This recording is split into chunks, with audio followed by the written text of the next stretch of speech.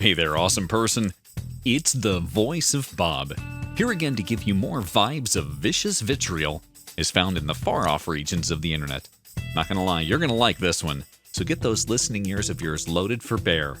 I'll be right back. Has a nice sort of 70s spy vibe going for it, yeah. I can feel it. I can get into it. Heck yeah. Thanks for joining us for Other People's Mistakes. This is the channel devoted to highlighting the best of the worst of human behavior, as recounted by the internet's onlookers of obstinance.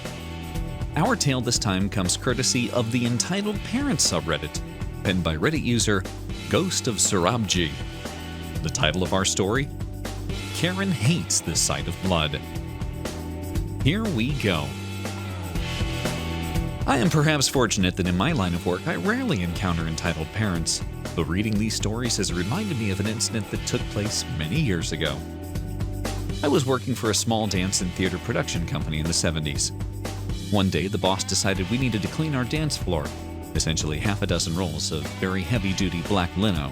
We did a lot of work with ballet companies, and consequently the flooring got covered in dancer's rosin, a rather sticky powder-like substance that ballet dancers use on their dance shoes for grip, which needed cleaning down periodically.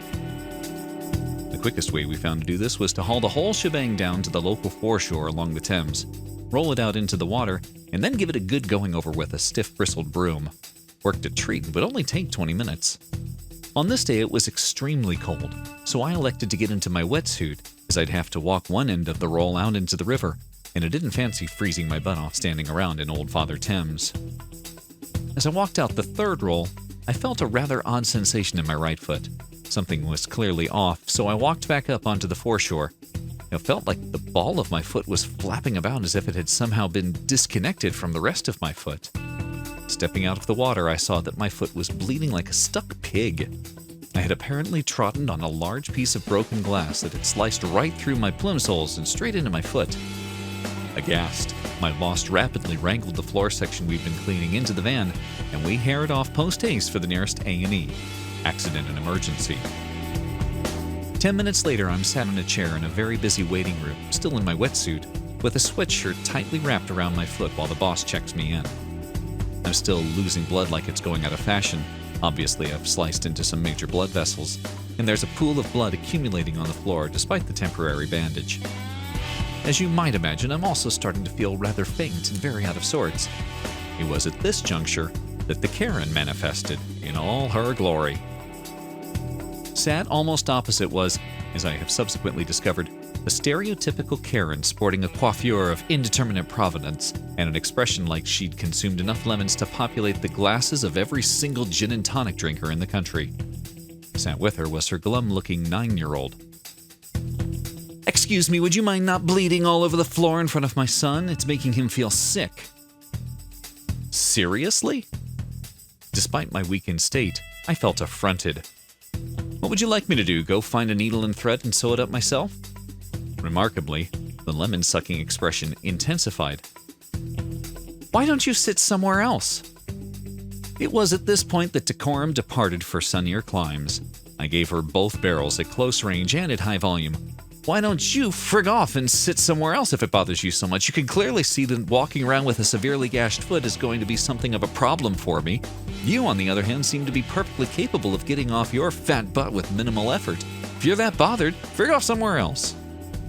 If looks could kill, I would have died on the spot, but I continued to stare her down. At this point, my boss comes back from checking me in. He parks his 6'2" frame in front of her and in a low but menacing voice starts to curse her out in Russian. Karen goes white and, grabbing her son, scurries off to the other side of the waiting room. Shortly thereafter, I get called into a consulting room, and 13 stitches and a pint of O-positive later, I'm sent home to recuperate. Boss took me home, and on the way back I asked him what he'd said to the Karen. "My mother's recipe for borscht." Addendum: Karen's son was in for the removal of a tiny wood splinter in his pinky.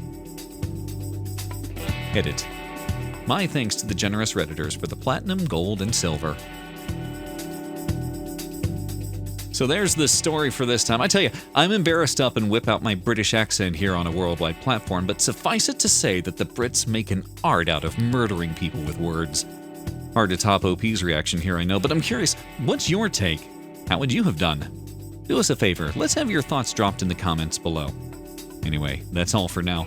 But hey, if you find a great story and think we should make a video about it, drop us a comment or message us directly.